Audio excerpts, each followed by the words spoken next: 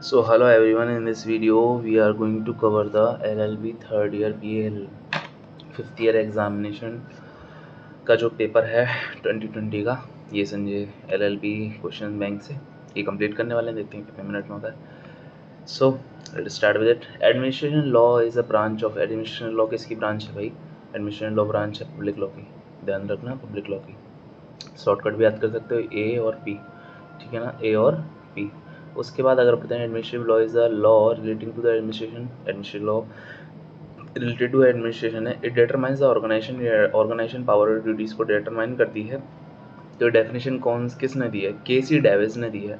केसी Davis ने दी है because duties का डी आ रहा है, तो यहाँ से ड्यूटीज़ के डी से इसको कवर करेंगे, ड्यूटीज़ का डी, और केसी डेविस इसका आंसर हो जाएगा, ठीक है ना। Administrative law relating to the administration, it determines the organization को डिटरमाइन करती है, केसी डेविस ने ऐसा बोला है। इन विच सेंचुरी, किस सेंचुरी में रैपिड ग्रोथ हुई एडमिनिस्ट्रेशन लॉ की? तो एडमिनिस्ट्रेशन लॉ की किस सेंचुरी में हो सकती है? बोले 20 सेंचुरी में। 20 सेंचुरी में कैसे ग्रोथ हुई? क्योंकि ये पेपर 2020 का है तो इसलिए ऐसे याद कर लेंगे 20 से, ठीक है। 20 सेंचुरेशन administrative law. Which of the following, जैसा भी याद हो, ये जो है एक टेक्निक है कि आप किसी भी चीज़ को किसी से भी रिलेट कर सकते हो। इससे आपकी जो है मेमोरी स्ट्रॉन्ग होती है। आप जो अनरिलेटेड थिंग्स को कनेक्ट कर देते हो तो समटाइम्स वो आपके माइंड में रह जाता है, तो इस तरह आप इनको याद कर सकते हैं। आगे विच of the following is not correct, कौन सा फॉलोइंग इज़ नॉट करेक्ट है? सो ऐसा कुछ नहीं है जो करेक्ट ना हो, है ना। विच of the following is not correct, सारी करेक्ट हैं। एडमिनिस्ट्रेटिव लॉ एक अनरिटन लॉ है, अनकोडिफाइड लॉ है, जज मेड लॉ है ना। Origin of concept of Druitt administrative, क्या है इसका कंसेप्ट? ये तो इसका आंसर नहीं है, तो देख लेंगे इसका बाद में, ठीक है। Which one of the following statements are correct, कौन सी स्टेटमेंट्स करेक्ट हैं? Droit administration is related to, तो इसका आंसर है droit administration is related to French administrative law, is the first answer, है ना। बाकी is not represented the rules and regulation enacted by the government, ये तो ऐसा कुछ है नहीं क्योंकि लॉ रिलेटेड होती है, ठीक है ना। आगे बढ़ते हैं। Founder of Druitt administrative is considered, founder of Druitt administrative is considered Napoleon Bonaparte. ये फाउंडर कौन है ड्रॉइट के? तो डी और बी पास में होते हैं, तो भाई डी और बी पास में होते हैं तो क्या होता है? Napoleon Bonaparte. Daisy developed the theory of the rule of law is in his classic work, The Law and the Constitution. Law and the Constitution published in the year. Law in the public किस 1885 में, इसको याद कर लेंगे। 1885 में law in the constitution publish हुआ। किस year में पब्लिश हुआ? वो 1885 में हुआ, 1885 में हुआ। अकॉर्डिंग टू द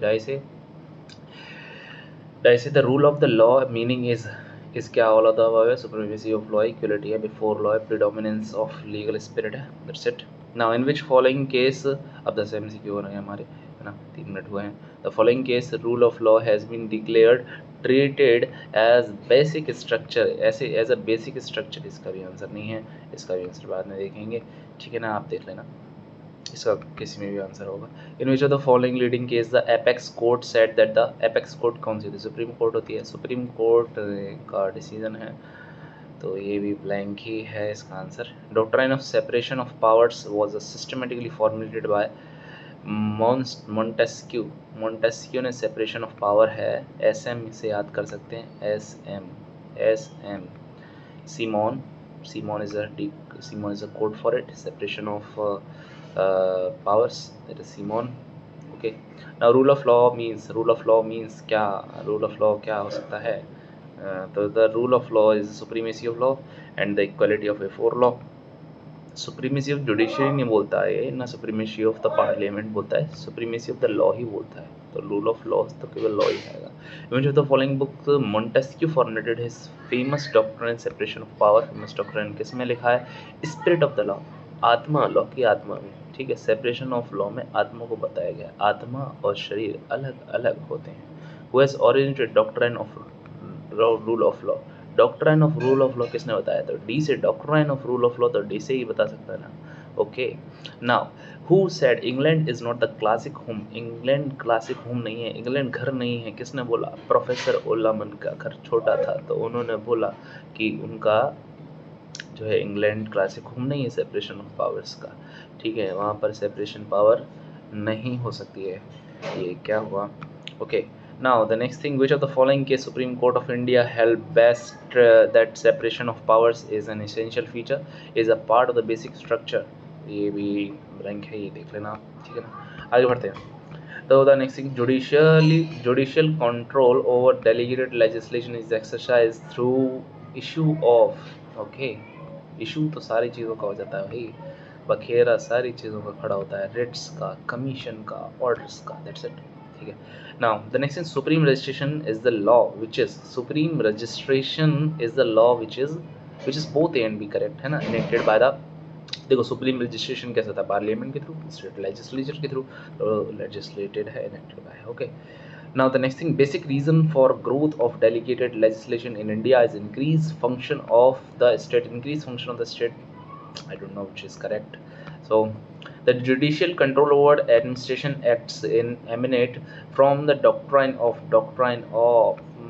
ये भी ब्लैंक, ये एक्चुअली मे बी ऐसा हो सकता है कि ये पुराना पेपर है 2020 का, तो इन्होंने मे बी ऐसा किया हो कि जो है इनके आंसर्स बहुत ज़्यादा कॉन्फ्लिक्शन में हो, इसलिए इन्होंने ब्लैंक छोड़ दिया है कुछ को।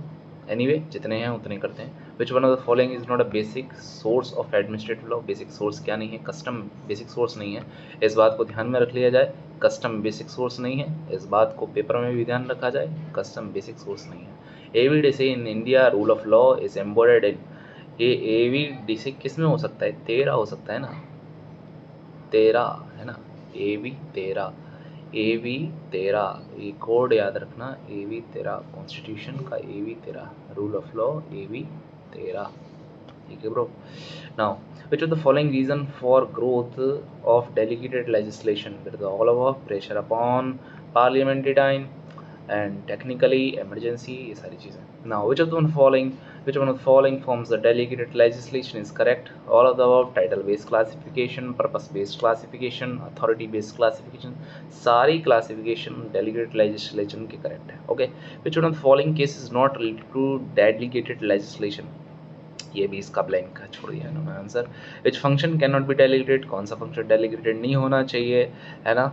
और एसेंशियल लेजिस्लेटिव फंक्शन कभी भी डेलीगेट नहीं होना चाहिए, ये एसेंशियल है इसलिए ये डेलीगेटेड नहीं होना चाहिए। Which function can be delegated, कौन सा फंक्शन डेलीगेट होना चाहिए, framing of rules can be delegated, because framing of rules में हमें इतना कुछ नहीं है, बट अगर यहाँ पर लेजिस्लेटिव फंक्शन हम दे देते हैं तो दिक्कत आ सकती है। Now the next thing, delegatus non protest delegate क्या बोलते हैं इसको, इसका मतलब है a delegate can not further delegate, delegatus non protest delegate, तो delegate can not further delegate, इसका मतलब ये हो सकता है कि हम किसी पावर को, जैसे हमने किसी को पावर दी तो वो दोबारा किसी में दे नहीं सकता है, हमने जिसको काम दिया केवल वही करेगा। Point out the incorrect statement, point out करनी incorrect statement, that's is not answer भी नहीं दिया इसका।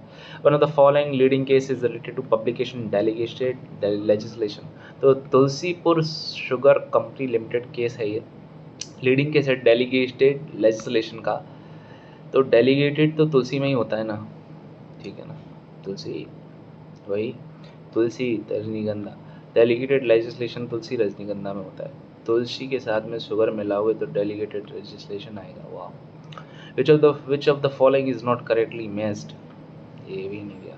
Subject of delegated legislation was thoroughly inquired by, ये भी, इसका भी answer missing. Now the next thing, now move on to the next. Principal natural justice is derived largely from common laws, से ही principle of natural justice derived हुआ है, किससे, common law से ही हुआ है, कॉमन लॉज, नेचुरल है तो common law से ही तो होगा भाई। Ridge versus Baldwins case deal with क्या, नेचुरल जस्टिस, रन से याद कर सकते हैं, run is the code of the Ridge versus Baldwins natural justice, okay. R for rich and N for natural. Which one of the following is the most validated ground for issuing writ of mandamus? A, an officer neglect of public duty imported by law.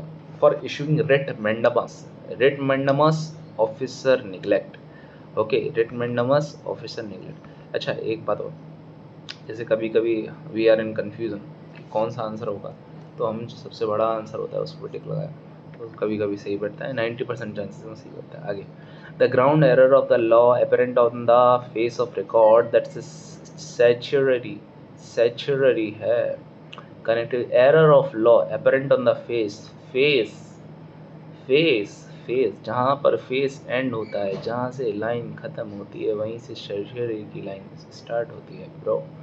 In which judgment of the Supreme Court, the distinction between quasi-judicial administrative action has become blurred. A.K. Kraipak, Union of India 1970, in which of the Supreme Court के Supreme Court में quasi-judicial और administrative action, ये QJAL क्यों लड़ बैठे? क्योंकि A.K. Kraipak ने case किया था। That's it. A.K. Kraipak, A.K. So A administrative, Q का K। ये वीडियो केवल MCQ को पढ़ने के पर्पज से है और इसमें कोई भी एक्सप्लेनेशन नहीं दिया जाएगा, बात ध्यान रहे। आगे, पोस्ट डिसीजनल हियरिंग क्या है? Was laid down by the supreme court. कब लगाया? मेनका गानी में लगाया। पोस्ट डिसीजनल मेनका गानी के केस में लगाया गया है। PM थे, post decisional PM, P and M is the code. इसको ध्यान से देखिए, अगर ऐसा है तो मेनका गांधी लगा कर कहना है आपको, ठीक है। Post decisional hearing was laid down by supreme court. पहली बार मेनका गांधी के केस में लगाया गया, गांधी जी के केस में लगाया, क्योंकि गांधी जी तो थे 70 साल तक गांधीवादी। wrongful assumption of public office can be corrected by quo warranto। Wrong, W का रॉन्ग और को वारंटो का वारंटो ये कहीं मैच नहीं कर रहा, गड़बड़ तो है दया। In which one of the following writs the principle of constructive res judicata is not applicable. Res judicata किस पे नहीं लगता? हबियस कॉर्पस पे नहीं लगता, रेस जुडिकाटा। हॉर्स होता है, हॉर्स में HOR आता है, इसलिए हबियस कॉर्पस नहीं होता है, इतना समझ लो। habeas corpus, res judicata, not applicable. State correct answer. The effect of the violation of rule of the audioliterum partem, that is the rule of the fair hearing, is the null and void. ये null and void है, इस बात को ध्यान रखिए। अगर audioliterum partem आए तो null and void लगा कर यहाँ prerogative writs can be issued by only Supreme Court. Prerogative जो है वो सुप्रीम कोर्ट ही इशू कर सकता है, बिकॉज PSP है। PSP is the code of it. Market Supreme Court PSP खेलता है, सुप्रीम कोर्ट PSP खेलता है। The appropriate writ to be sought by the detenu for his release is that of habeas corpus, that's it, है ना। Detenu habeas corpus sought by for his release, sought by detenu for his release, habeas corpus, है ना, ये याद रखना। I am repeating that कि आपको एक बार में इस वीडियो में याद हो जाए और आंसर आप लगा के आ सको आराम से, ठीक है। So now move on to the next. Every high court shall have superintendence over all courts and tribunal throughout the territory in relation to which it exercise jurisdiction. This provision has been made by, इतना क्या पढ़ना, article 226 में every court has superintendence S का सुप्री और S का 6 that's meet, तो इससे हमारा 226 आंसर बैठता है। इलॉजिकल फॉर्मेशन से याद ही जल्दी होता है ना। Reasonable likelihood test is a test of for determining bias और R एंड S साथ में है, इस वजह से बाइस reasonable likelihood. Now in which case the Supreme Court has held that the rules of the natural justice are applied in administrative proceedings also. Maneka Gandhi, natural justice Maneka Gandhi को चाहिए, पहली बार मेनका गांधी कराती है, सारे काम मेनका गांधी कराती है। Rule of natural justice applies in the following proceedings, all of the above, सारी प्रोसीडिंग लगती है, कॉज ही जुडिशियल सारी चीज, ठीक है। रूल ऑल्टरम पार्टेम, तो अलग ही मैटर है। इन राइटिंग होना चाहिए ना ये मैटर, तो ये पढ़ने में भी नहीं आएगा, ये राइटिंग ही होना चाहिए, ये पढ़ने में नहीं आएगा आपको वर्ड, इसलिए राइटिंग ही होना चाहिए। In which of the following grounds are writ of certiorari may be issued all of the above violation of natural justice, error on the face of records, error jurisdiction. Okay,